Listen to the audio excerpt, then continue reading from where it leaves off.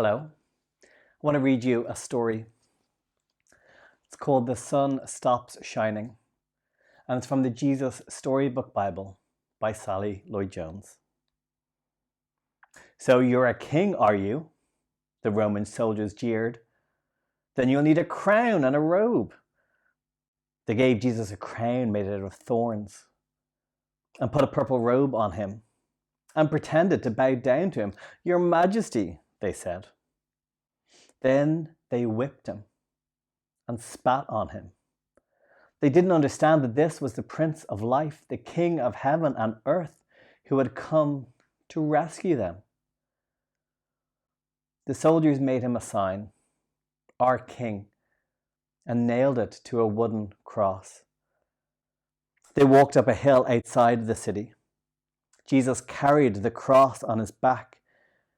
Jesus had never done anything wrong, but they were going to kill him the way criminals are killed. They nailed Jesus to the cross. Father, forgive them, Jesus gasped. They don't understand what they're doing. You say you've come to rescue us, people shouted, but you can't even save yourself. But they were wrong. Jesus could have rescued himself. A legion of angels would have flown to his side if he'd called. If you're really the Son of God, you could just climb down off that cross, they said. And of course they were right. Jesus could have just climbed down. Actually, he could have just said a word and stopped it all. Like when he healed that little girl and stilled the storm and fed 5,000 people. But Jesus stayed. You see, it wasn't nails that held Jesus to the cross. It was love. Papa, Jesus cried, frantically searching the sky. Papa, where are you? Don't leave me. And for the first time, and the last, when he spoke, nothing happened. Just a horrible, endless silence. God didn't answer. He turned away from his boy. Tears rolled down Jesus' face, the face of one who would wipe away every tear from every eye.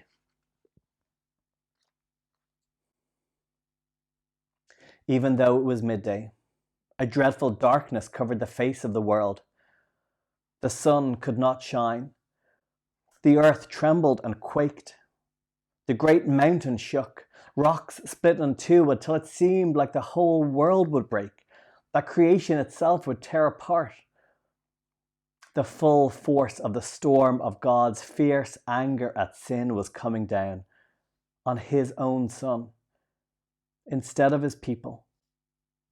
It was the only way God could destroy sin and not destroy his children whose hearts were filled with sin.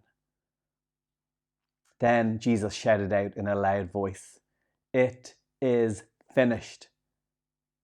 And it was. He had done it. Jesus had rescued the whole world. Father, Jesus cried, I give you my life. And with a great sigh, he let himself die. Strange clouds and shadows filled the sky, purple, orange, black, like a bruise. Jesus' friends carried Jesus. They laid Jesus in a tomb carved out of rock. How could Jesus die?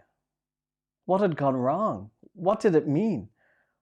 They didn't know anything anymore. Except that they did know that their hearts were breaking. That's the end of Jesus, the leader said.